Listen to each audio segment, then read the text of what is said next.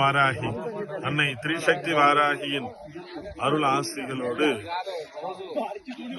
அன்னையின் ஆசிகள் வேண்டியும் எமது ஆன்மீக பயணத்தின் ஒரு பயணமாக தற்போது இமயமலையில் இருக்கின்றோம்.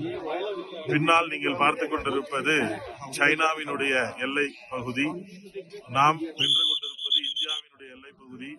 நீங்கள் சற்றே உற்று பார்த்தீர்களேயானால் அங்கே சைனாவினுடைய ஆயுதப்படை வீரர்களும் இங்கே இந்தியாவினுடைய ராணுவ வீரர்களும் இருப்பதை காணலாம்.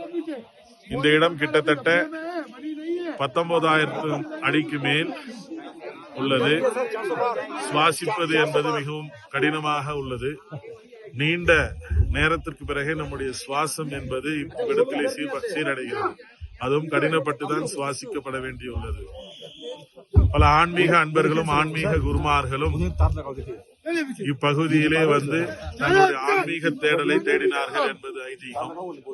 அத்தேடலாலே யாமும் இவ்விடத்திற்கு வந்து ஆன்மீக தேடலிலே அன்னையின் அருளாசிகள் வேண்டியும் உலகத்தில் உள்ள அத்தனை இடங்களிலும் எவ்வாறெல்லாம் இறைவனுடைய படைப்பு வீற்றிருக்கிறது என்பதை அறிய வேண்டியும் இமயமலை இமயமலை என்று சொல்வார்கள். அது எவ்வாறு உள்ளது, அங்கே இத்தனை ஞானிகளும் யோகிகளும் வந்து அமர்ந்து தங்களுடைய அந்த ஆன்மீக பயணத்திற்கான நோக்கத்தை அடைந்தார்கள் என்பதை உணர்வதற்காகவே இங்கும் வந்துள்ளோம். இவ்விடம் என்பது சிக்கிம் மாநிலத்தினுடைய தலைநகரமான பேங்டாக் என்கின்ற இடத்திலிருந்து கிட்டத்தட்ட 80 கிலோமீட்டர் பயணித்த பிறகு 19,000 அடி உயரத்திலே நாம் இருக்கின்றோம். ஆன்மீகம் என்பது கடினமான பாதைதான். ஒன்றை எம்மால் அறிய முடிகிறது, எவ்வளவோ ரிஷிகளும் ஞானிகளும் முனிகளும் வந்து தபஸ் செய்கிறார்கள் என்று கேள்விப்பட்டோம். ஆனால் நாம் ஒரு நாள் வந்ததற்கு இவ்வளவு கடினமாக இருக்கிறது. ஆக எவ்வளவு கடினப்பட்டு அவர்கள் தங்களுடைய ஆன்மீக தேடலிலே இறை தேடலிலே ஞானத்தை பெற்று நமக்காக நிறைய போதனைகளையும் அளித்துவிட்டு சென்றிருக்கின்றார்கள். இவ்விடம் பார்ப்பதற்கே ரம்மியமாகவும் மனதிற்கு தெளிவையும் அமைதியும் தரக்கூடிய இடம்.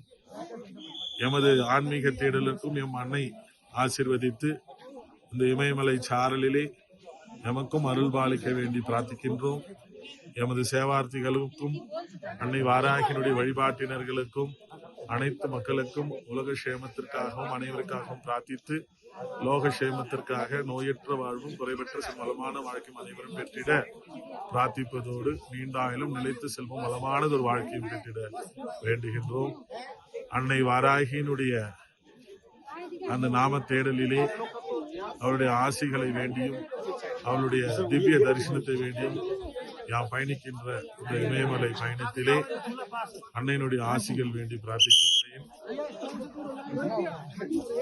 இறைவனுடைய படைப்பு இயற்கை எத்தகைய அழகானது என்பதை நீங்கள் இதை பார்க்கும்போதே தெரிந்து கொள்ளலாம். நமோ வாராகி. அனைவருக்கும் எம் அன்னையின் அருளாசிகள் கிடைக்கட்டும். நமோ வாராகி.